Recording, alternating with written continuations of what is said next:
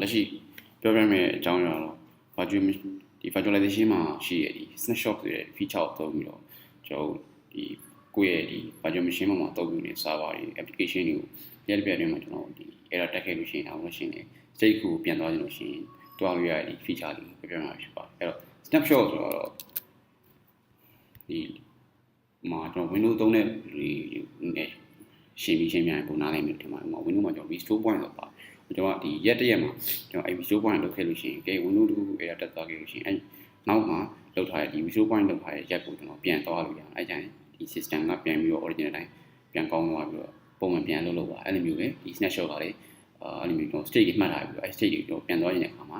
အချိန်လုံးလေးမှပြန်သွားရအောင်နော် Windows မှာတော့ကျွန်တော် restore point လုပ်လို့ရှိရင်ကျွန်တော် reboot ချပြီးတော့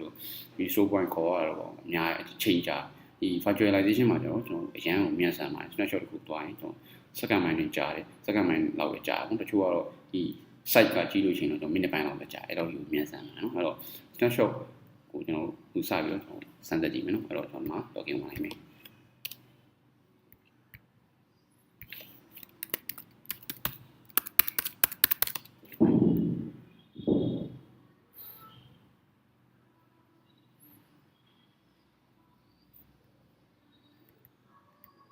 အဲ့တော့ကျွန်တော် CentOS OS တက်လာပြီ CentOS OS တက်လာပြီဆိုရင်ကျွန်တော်ဒီမှာကျွန်တော်ပထမလုပ်ထားတဲ့ Sun တက်ထားတဲ့ဒီ folder တွေကျွန်တော်ဖြတ်ချလိုက်မယ်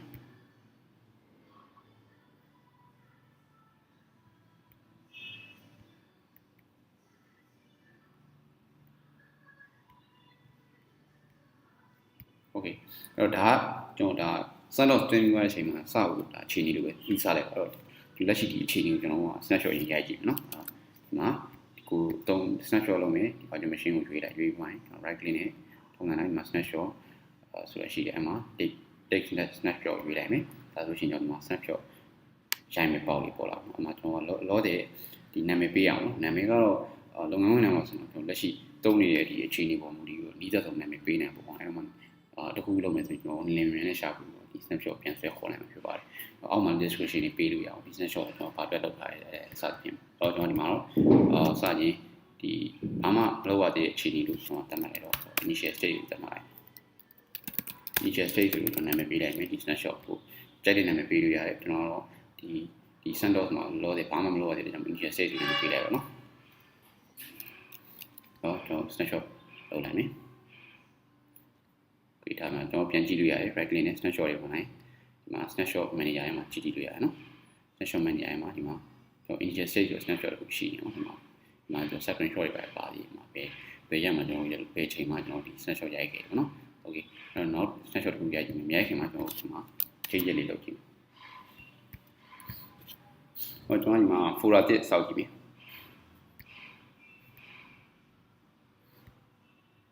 state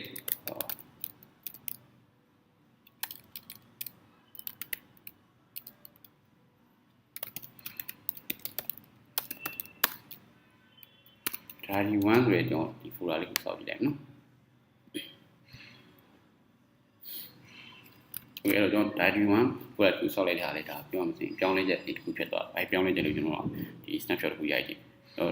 လက်ရှိရိုက်မဲ့ snapshot ကပဲစိတ်မှလည်းကျွန်တော်ဒီ diary 1ဆိုတဲ့ဒီ folder လေးစောက်လိုက်တယ်နော်။အဲစောက်လိုက်တဲ့ state ကြီးကျွန်တော်ထပ်ပြီးတော့ snapshot ယူကြည့်မယ်။အဲ့တော့ take snapshot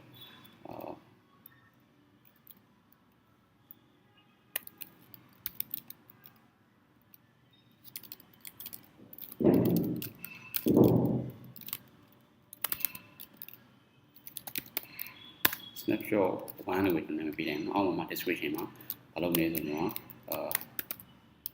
ကျွန်တော် diary 1ဆိုတဲ့ folder တစ်ခုစောက်ကြည့်နော်အဲ့ဒီမှတ်လိုက်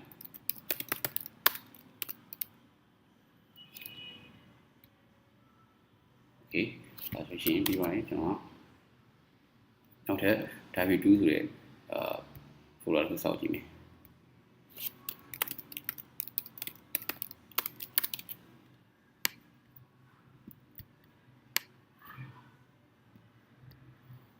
diary 2ဆိုတဲ့ folder ကိုစောက်လိုက်ပြီ။ Okay အဲ့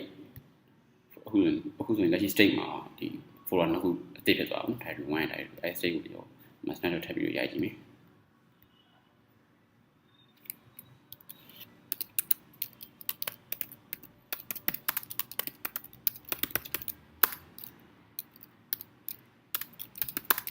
drive to ဆောက်ခဲ့ပါနော်အဲ့မှာ drive to 1ကလည်းရှိနေသေးတယ် state ပေါ့နော်ကျွန်တော်တတ်မှတ်လိုက်မယ် okay အဲ့ဒါဆိုရင်ကျွန်တော်ဒါ snapshot ကျွန်တော်3ခုရိုက်ထားတယ်ဒီမှာပြန်ကြည့်ကြည့်မယ် snapshot manager ထဲမှာဟောဒီမှာလည်းကျွန်တော် snapshot 3ခုပေါ်နေနော်ဒီမှာ date တွေနဲ့ time တွေနဲ့ပုံပါတယ်ဟုတ်ကျွန်တော်ဒီမှာ snapshot ကို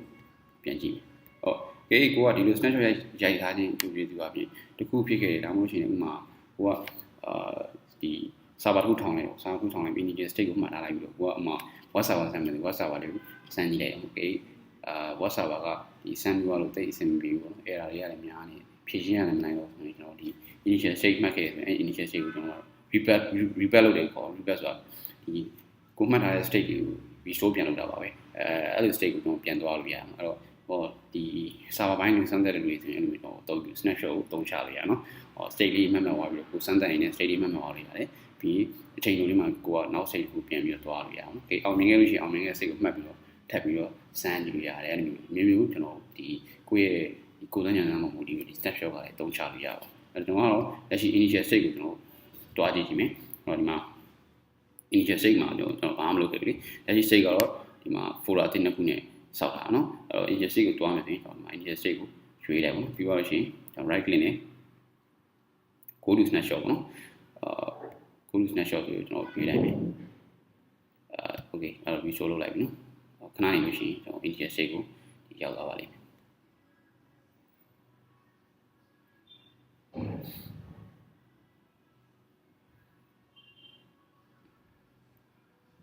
ခဏလေးရောစောင့်အောင်နော်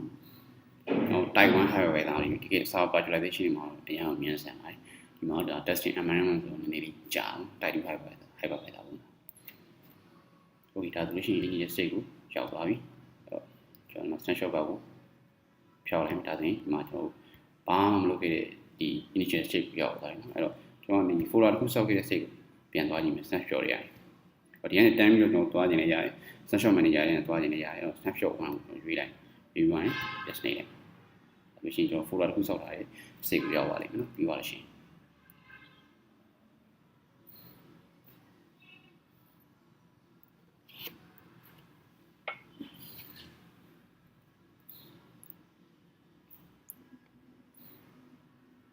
ဝေးဒါဆိုရှင်ကျွန်တော်ဒါ folder တစ်ခုစောက်ထားတဲ့ state ကိုရောက်သွားတော့ကျွန်တော်နောက်ဆုံးဒီရောက်ခဲ့တဲ့နောက်ဆုံးဟိုဒီ OS ကိုတုံးထားတဲ့ state က folder နှစ်ခုအသစ်ဆောက်ထားတဲ့ state ပေါ့နော်အဲ့ state ကိုနောက်ဆုံး state ကိုကျွန်တော်ပြန်သွားကြည့်မယ်တော့နော် snapshot 2ပေါ့နော် snapshot မနေရင်ဝင်နိုင်မယ်ကျွန်တော်auto progress snapshot လို့ပေါ့နော်စမ်းကြည့်လို့ရပါတယ်ပေါ့ snapshot တုံးတော့ပြန်မခံဒီတုံးရ feature တွေပါတယ်နော် chart feature တွေကျွန်တော် snapshot မှာလက်ရှိဆိုကျွန်တော်ရောက်နေတဲ့ state ကဒီ state ကိုရောက်နေတာမှာ U က here ဆိုတဲ့ဒီ indicator နဲ့ကျွန်တော်ပြရတယ်နော်ကျွန်တော်ကနောက်ဆုံး state ကိုပြန်သွားမယ်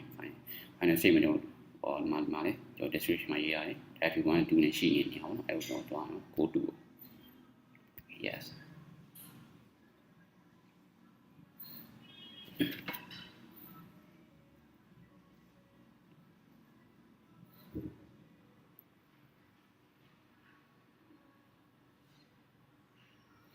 ဝင်လာတယ်ကျွန်တော် visual လုပ်ပြီးတဲ့အချိန်မှာနောက်ဆုံးဒီ final state ကိုပြန်ရောက်သွားပါလိမ့်မယ် folder ကိုစောက်ထားတဲ့ final state ကိုပြန်ရောက်သွားမှာနော် okay အဲ့တော့ချက်ဒါတော့ဒါ snapshot ကိုကျွန်တော်တို့ဒါ revert ဒီ visual တွေလုပ်တဲ့ဟာအမေတကယ်နောက်ကွယ်မှာဒီ snapshot တွေကဘယ်လိုလုပ်လဲဆိုတော့ကျွန်တော်ထပ်ပြီးတော့ဒီရှင်းပြရမှာဖြစ်ပါတယ်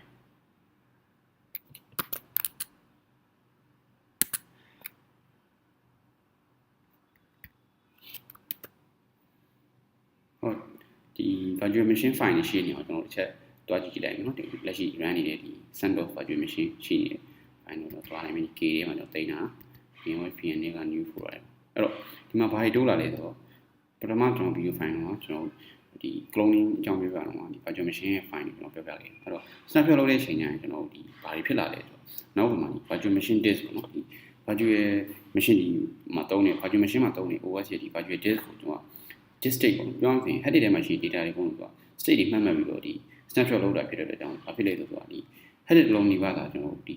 data ပမာဏတွေသုံးဆွဲနေတယ်ကျွန်တော်လက်ရှိမှာ snapshot 3ခုရိုက်လာဒီမှာ snapshot မှာ3ခုရိုက်ဒီမှာ file size တွေပေါ့နော်ဒီမှာ OS ပြင်မ OS ကလည်းဒီမှာကျွန်တော် 2K လောက်ရှိရဆိုလို့ရှိရင် snapshot ရိုက်တဲ့အချိန်တိုင်းလည်းဒီမှာဟို 2K လောက်ဒီဖြစ်နေပါအဲ့တော့snapshot 3ခဲ့တယ်ဆိုရင် 2K 3က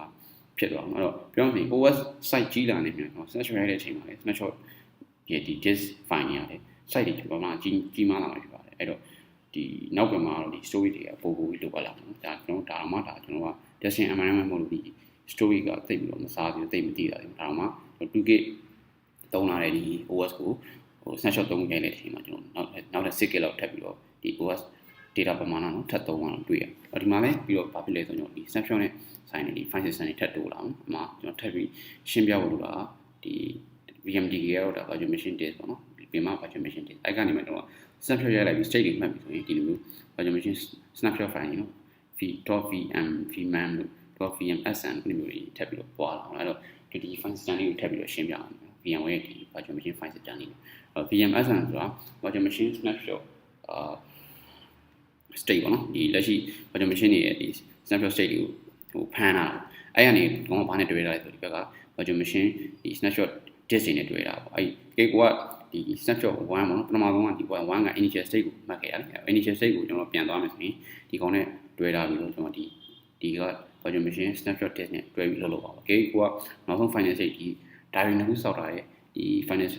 state ကိုတွားခဲ့လို့ရှိရင် snapshot 2 state ကိုတွားခဲ့လို့ရှိရင်ဒီနောက်ပိုင်းမှာတော့ snapshot 1ဆိုတဲ့နာမည်နဲ့အဆင့်လိုက်မှာပါရှေ့ကပို့ပေးလိုက် VM လေးပေါ့နော်ဒါပေမဲ့ကျွန်တော်တို့ရှေ့မှာပေးလိုက်တဲ့နာမည်ရှိတော့နောက်ဆုံး final state diary နှစ်ခု